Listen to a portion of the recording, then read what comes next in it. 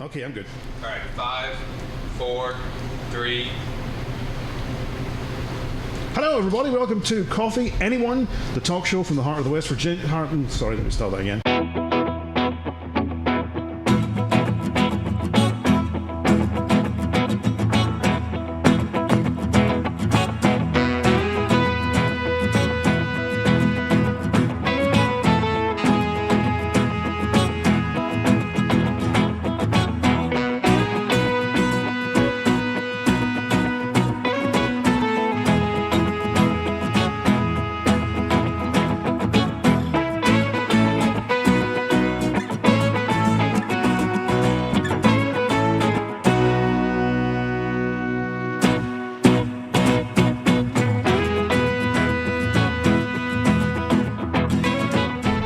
Welcome to Coffee Anyone, the talk show from the heart of West Virginia, which gets some incredible guests, and we have an incredible guest with us today. But first of all, let me introduce your Chatmaster General, Dr. Ali Khan. Hello. Clap, please. Yes. Thank you so much. Today we have Erika Kolenich here. She's running for a Libertarian candidate for the governor of West Virginia. Erika, you ready to order some coffee? Absolutely. I love coffee. What would you like to have? Latte? Caramel latte? Caramel latte. Caramel latte, hot or iced? Hot. Yes, with skim milk, please. And low-fat cappuccino for me. Gotcha. And Spike. Something sweet for me. Something sweet. Yes. All right. Just get him a lump of sugar. You're right. There are worse things. Absolutely. Yeah. Not very many, but there are. Erika is an attorney. At the same time, she's been in Buchanan for a while, and she took care of the Buchanan Community Theater. She produced, directed, and acted in a lot of productions, and she's got a lot of progressive ideas, and she's running for governor. I do want to let you in on a secret. Me and Spike are actually very scared of cameras, but we decided to do it anyway because we want people to get along. So if you have a neighbor that you don't get along with because their dog took a little schmutz in your backyard, so please don't go and schmutz in their backyard because that is bad public health. But just go there, knock on the door and say, would you like to have some coffee? And please go out with them. Don't go on an odd hour because that would be like 2 a.m. in the morning. Would you like to have coffee? That's bad. So, and don't follow them to their job. That would be stalking. So I have in the audience my great friend, Carl. Carl is the significant or insignificant other to Erika. It's pretty significant to me. But he's a great guy, and we are going to ask him to sing at the end of this thing. We originally planned that Erika will sing, but we decided that Carl will be singing for the show. He's shaking his head, but we don't care. So, Erika, so Yes, you're running for governor. Why? I'm running for governor really because of the same reason that you started this show, but only in the realm of politics. I mean, my understanding and listening to you is that you started this show to facilitate a way for people that might have different ideas to talk and come to compromise and realize that they have some common ground. It's the same for me with politics. You know, you have the Democrats over here and the Republicans over here, and more than ever, they just are concerned with fighting, and they're not really concerned anymore, at least based on what I've seen with representing people.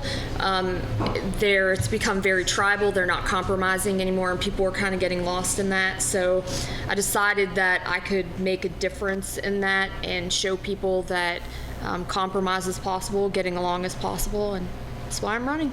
That's a great idea. Now, I know that majority of West Virginians think Libertarian. Yes, they do. And majority of them actually are registered as Democrats, but they vote Republican. Yes. Why? Well, I think that people are confused. I think that a lot of the times people vote against a candidate as opposed to voting for someone. So lots of times folks are saying, well, I don't want this person to win, so I have to vote for this person instead. And a lot of the times I think that people are just confused about how they feel and what they are, and they do what their parents told them. If their parents were Democrats, then they're Democrat. If their parents were Republicans, and they were Republican. And I think a lot of times, you said that people think Libertarian, and I think that they do.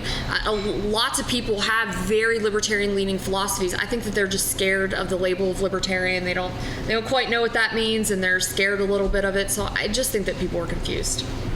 Absolutely. Now, whenever I think about a libertarian candidate, Constitution comes to mind. Absolutely. Every time I think of it. Let me get that closer for you. Coffee. Hey, that's coffee anyone, so you got to have coffee. Yay. So the Constitution comes to mind, and I know the Second Amendment is very important to West Virginians. So do you believe there should be any restriction on ownership of guns? I'm a strong Second Amendment supporter. I don't believe in a lot of regulation at all. I do think that there are some exceptions to that. You have somebody who's released from prison who's been a violent offender. Certainly we shouldn't be giving them guns. But I do believe in finding a solution to gun violence, but I don't think that lies in regulation. I think that lies in really diving deeper than a lot of people want to go and figuring out what it is that causes people to commit gun violence. And that's really a societal problem. That's not a governmental problem. And I think that we need to figure out what that is. Gun regulation is kind of like slapping a Band-Aid on a wound instead of figuring out what caused the wound. So more education. Absolutely. Yeah. Yeah. So more education for folks and keep the Second Amendment as it is. Absolutely, 100%, yes. Very good. Now, Spike has been a great supporter of cannabis. Can we rephrase that sentence so that it doesn't say Spike and has been side by side? Spike still is a great supporter of cannabis, and he would do cannabis if it was available. So he has a question about that. Sure. Yes. My question about cannabis is, roughly, where do you stand on the cannabis argument? What's your sort of general overall umbrella take on the cannabis argument? Okay. I am 100% for the absolute decriminalization of cannabis altogether. And a lot of people will say to me, well, what's the difference between decriminalization and regulation or legalization? For me, if you legalize something, it then becomes regulated, taxed, all kinds of things. I think if you want to be able to grow it in your basement or your backyard and use it for you, you should be able to do that. If medical patients want to use it to treat medical conditions, they should be able to do that, and the government should not be involved in that whatsoever. So it should just be free and easy? Absolutely. So you don't see it as a gateway drug? No. I don't see it as a gateway drug at all. I don't think that there's no science that I've seen that would in any way support the fact that it's a gateway drug. Yeah. And people are doing it anyway. People are taking vacations to place where it's legal recreational wise. West Virginia is missing out on a major opportunity by not legalizing or decriminalizing, whatever term you want to use. Yeah. Well, I mean, I'd always seen it as a gateway drug purely because people have to go and see shady characters to get marijuana, and then they get upsold. You like this, well, how about you just try this? This is even better. Right.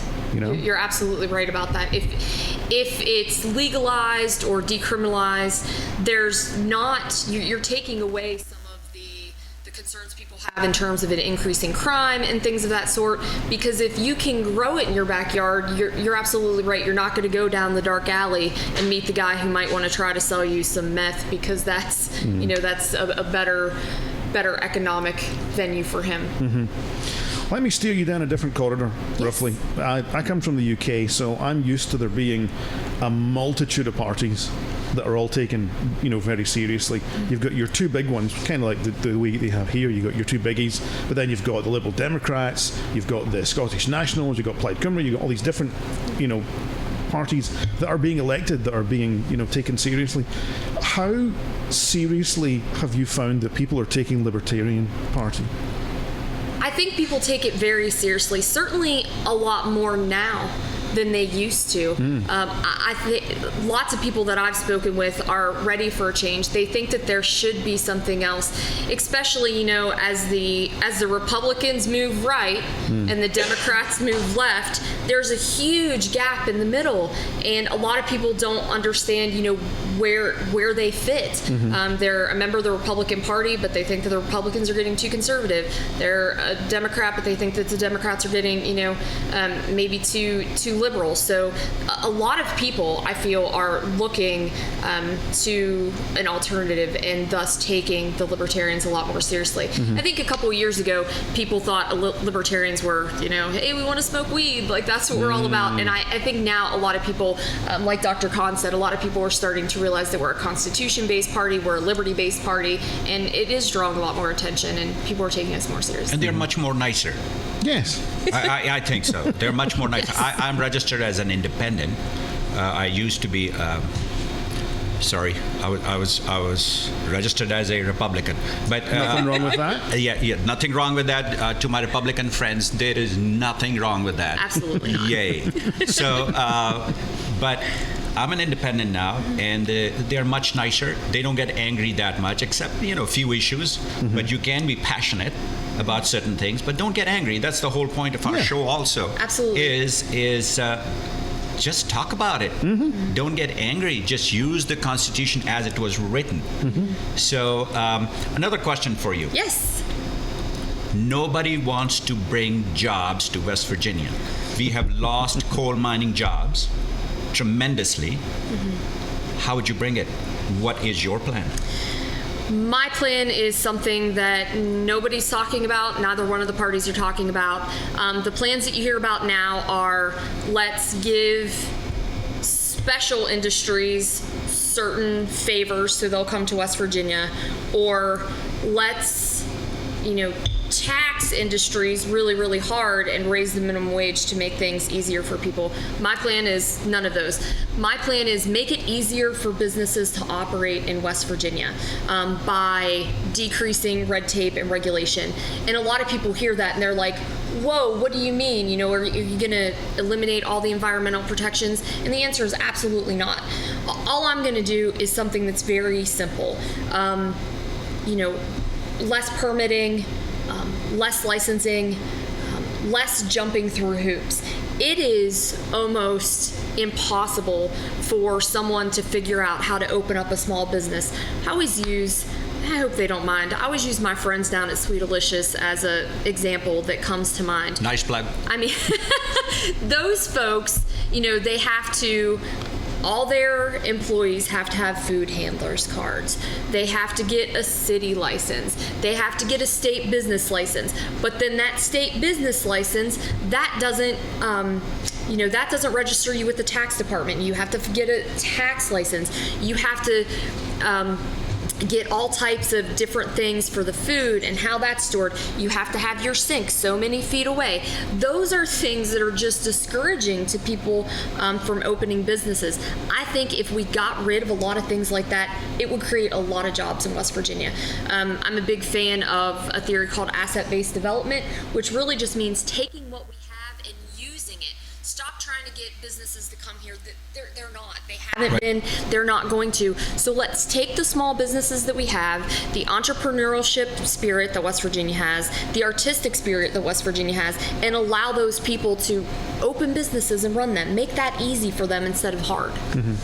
What caused all that red tape? Is it just years of piling on and piling on and piling on and nobody looking at the big picture? Yes. So it comes from a good intent initially, and then what happens is once it becomes a rule or a regulation, it's just there, and nobody goes back and says, do we really need people that cut your hair to have a license?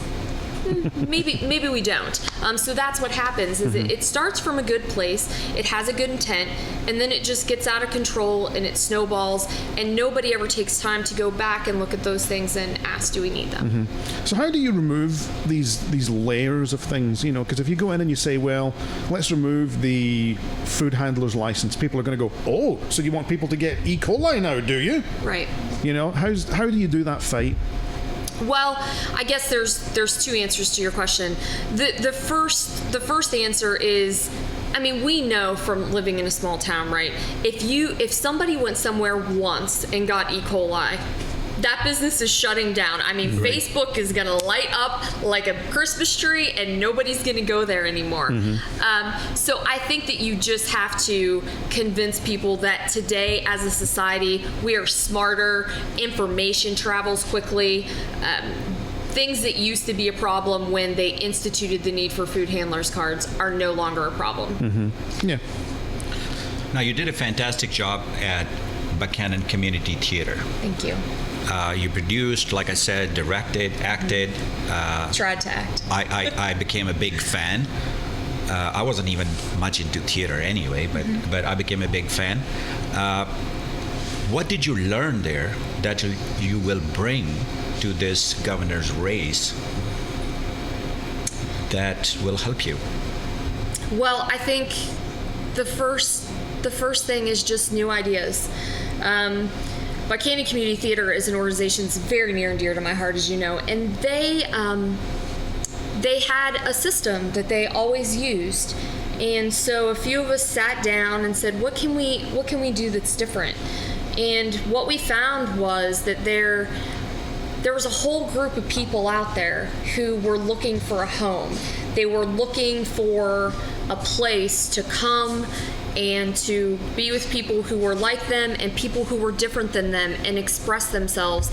And there were people that wanted to go see theater but didn't really know what it was about. And by doing shows that were different, that weren't the normal Buchanan Community Theater flair, what I found was you're able to reach so many people. So I think how that would translate to me being the governor is that there's so many West Virginians out there that feel like they don't have a voice. Right.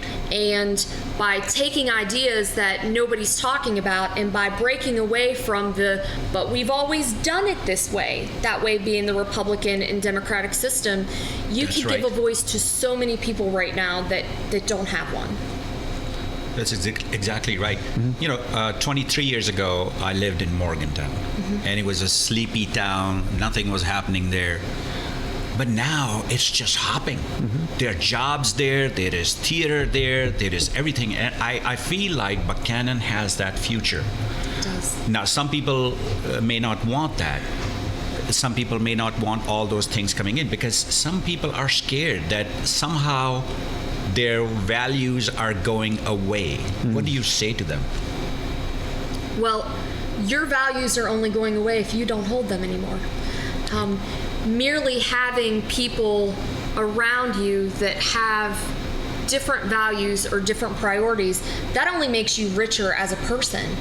To be able to have options in your town and to have a place where not everybody thinks like you and challenges you to think about a new idea that you've not thought about before, that only helps you grow and helps you know, A, that your values are correct, and B, allows you to exercise those values in an environment that might be more challenging. If you were in a place where everybody looked like you, thought like you, talked like you, that doesn't build character, and that's not living life. Diversity is very, very important. I think that's a great idea. I mean, if we didn't have diversity, we didn't have more people coming to this country, you wouldn't have Spike.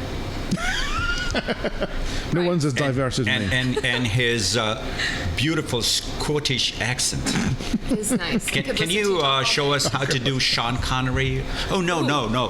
He's going to do something special for us today. Oh, yes? Rush Limbaugh. That's right. A fat Scottish guy is going to do Rush Limbaugh. Rush Limbaugh. He does a great Rush Limbaugh.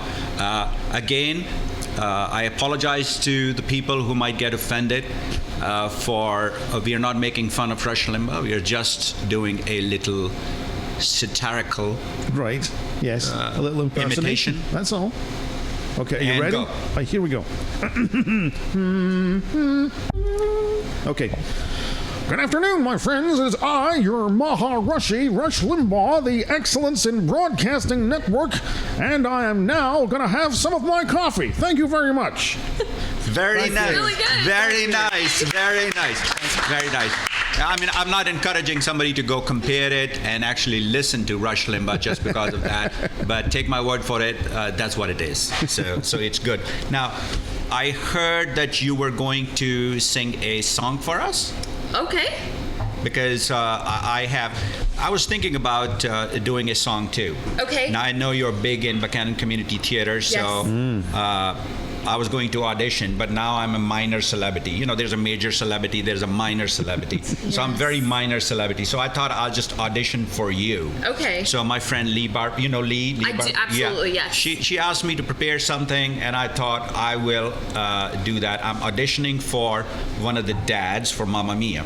So you don't even need a DNA test, really. They will know he's not it. So,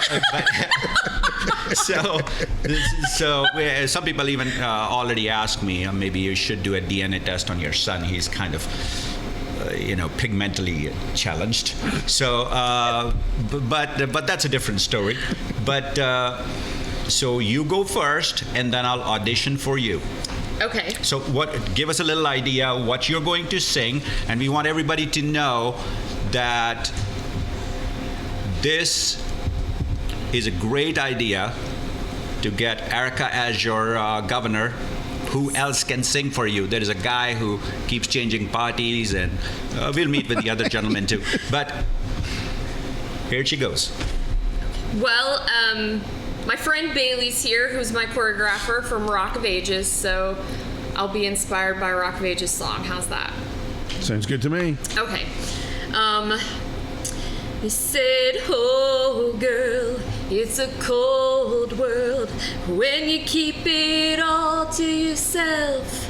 I said you can't hide on the inside all the pain you've ever felt. You can try to talk tough, baby, it's alright. You can let me down easy, but not tonight. I'm running with the shadows of the night. Is that enough? That is fantastic. You're going to Hollywood, dog. So, Carl, do you want to sing with me? No. Nobody wants. So, are we ready? I'm ready whenever you for are. the song that we practiced on the way. Okay, yeah. Okay, let me So excited. wet my throat a little. Yeah.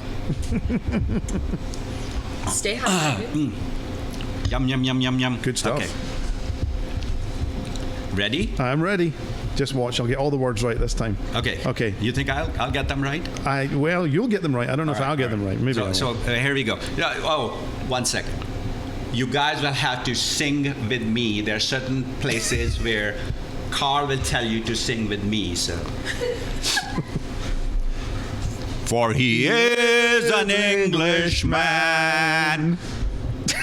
For he himself has said it, and it's greatly to his credit. For he is an Englishman. For he is an Englishman. For he might have been a Russian, or a French, or Turk, or Prussian, or perhaps Italian.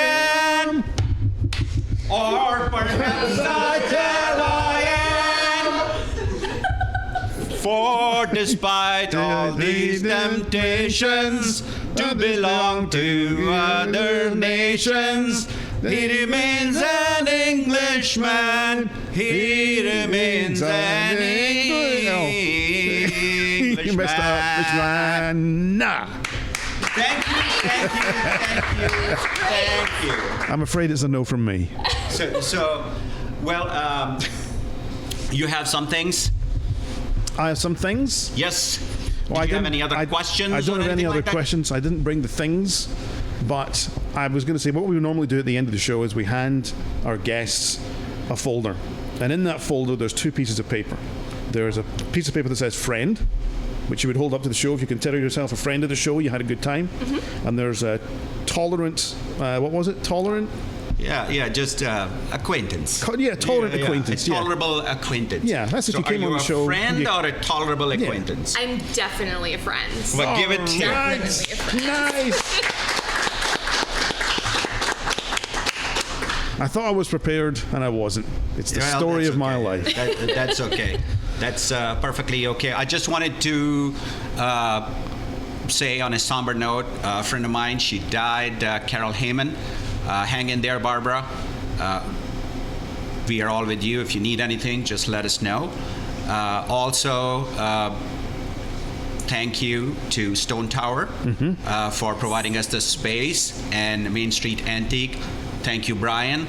And my friends, Ricky Hitt, thank you for giving us some ideas about the coffee anyone. Marianne Spears, and a lot of other folks. And we also need folks in other states to join us, be our roving reporters, and join our group. Yes, very well said. So don't forget to take a new friend seriously. We'll be back next time. Cheerio!